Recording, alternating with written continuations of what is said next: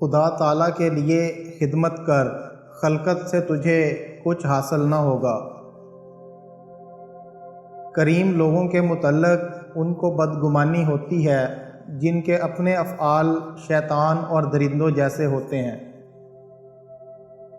جب تم بیمار ہوتے ہو تو اپنے گناہوں سے توبہ استغفار کرتے ہو، جو اس بات کا ثبوت ہے کہ تیری بیماری نے تجھے بیدار کر کے باہوش بنا دیا ہے۔ تمہاری روح کے لیے اس سے کامل مرض نہیں کہ تم اپنے آپ کو کامل سمجھنے لگو۔ اگر چاہتے ہو کہ سورج کی طرح چمک جاؤ تو اپنی ہستی کو اپنے یار کے سامنے جلا ڈالو۔ انسان کو بلندی پر لے جانا بہت مشکل ہے اور گرا دینا دشوار نہیں۔ دل کی بیماری سے بڑھ کر کوئی بیماری نہیں۔ حقیقی کامیابی لگاتار محنت سے حاصل ہوتی ہے۔ بہترین کلام وہ ہے جو مختصر اور مدلل ہو۔ نادانوں اور جاہلوں کی صحبت سے گریز کرو اور لوگوں کی جفائیں برداشت کرو۔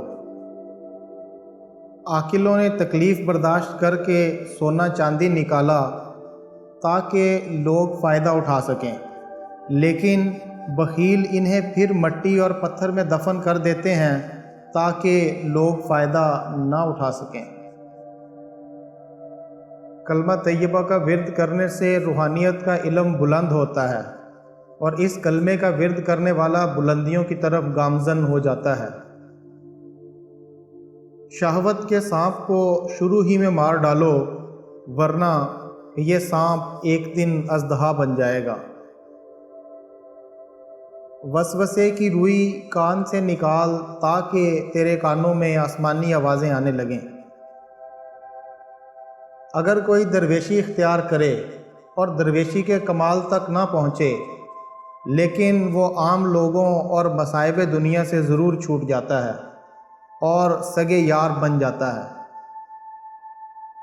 بغیر بھوک کے کھانا کھا لینا درویش کے لیے گناہ عظیم ہے۔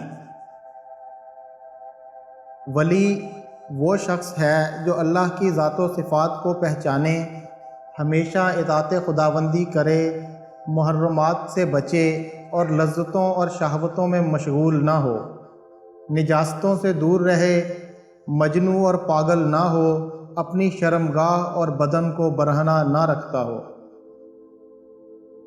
یہ دنیا تمہاری جانوں کا قید خانہ ہے، خبردار اس جانب دوڑو جو خدا کا میدان ہے، اس لیے کہ یہ عالم محدود ہے اور اللہ لامحدود۔ زخم وہ جگہ ہے جہاں سے روشنی آپ کے اندر داخل ہوتی ہے۔ جب انسان کی آنکھوں سے آنسو بہتے ہیں تو اس پر رب کی رحمت برستی ہے۔